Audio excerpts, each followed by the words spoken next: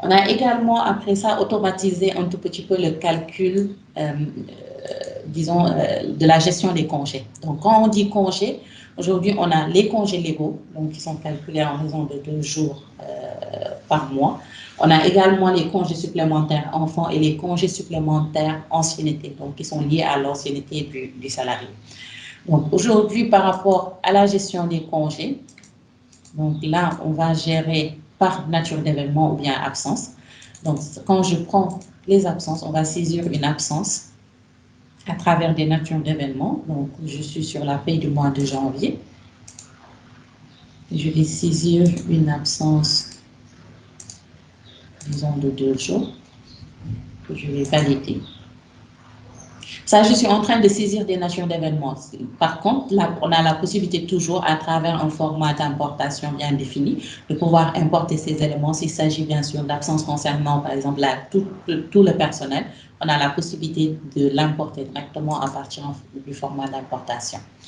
Donc, une fois que je valide, automatiquement, l'ensemble des rubriques qui doivent être impactées par les absences, donc voilà, les nombres de jours d'absence sont défalqués sur l'ensemble de mes rubriques. Donc là, vous avez le salaire de base qui est calculé sur 27 jours parce que j'ai saisi 3 jours d'absence, les indemnités de transport, voilà, qui sont calculées également sur 27 jours. Donc l'ensemble des rubriques qui seront impactées, qui seront calculées au prorata peuvent être impactées automatiquement.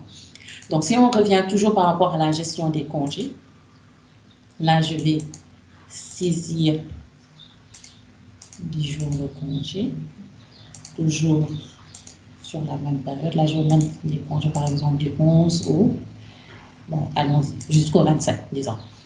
Et j'applique. Automatiquement, il me calcule les nombres de jours en fonction du calendrier qui a été paramétré. Et quand je reviens sur le bulletin calculé, vous voyez, qu'est-ce qu'il m'a fait?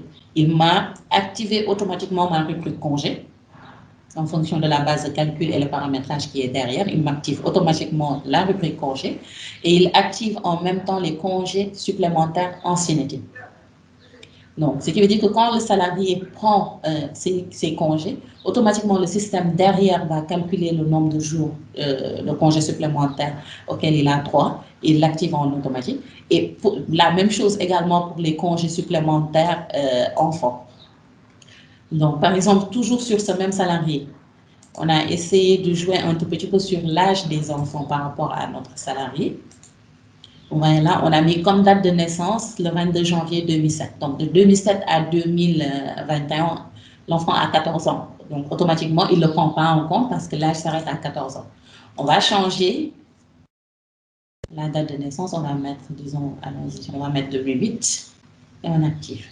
Là, vous verrez avec moi que quand je reviens sur mon bulletin, j'ai les congés supplémentaires enfants qui vont s'activer automatiquement. Avec un enfant en charge, donc qui respecte l'âge, bien sûr, de la réglementation. Il active les congés supplémentaires enfants, il va activer les congés supplémentaires ancienneté et les congés payés. Donc, ce qui veut dire que l'activation de ces rubriques en automatique est liée au nombre de jours congés pris, donc au niveau de mes natures d'événements. Donc, une fois que je saisis ces informations, il me les prendra en automatique. Et l'ensemble des rubriques qui seront impactées, tout à l'heure, si vous vous rappelez, au niveau du nombre de jours travaillés sur salaire de base, on était à 27. Donc, il m'a défalqué le nombre de jours, parce que j'ai d'autres absences, donc 13 et 3, ce qui fait 16 jours. Automatiquement, il les défalque sur mes rubriques concernées.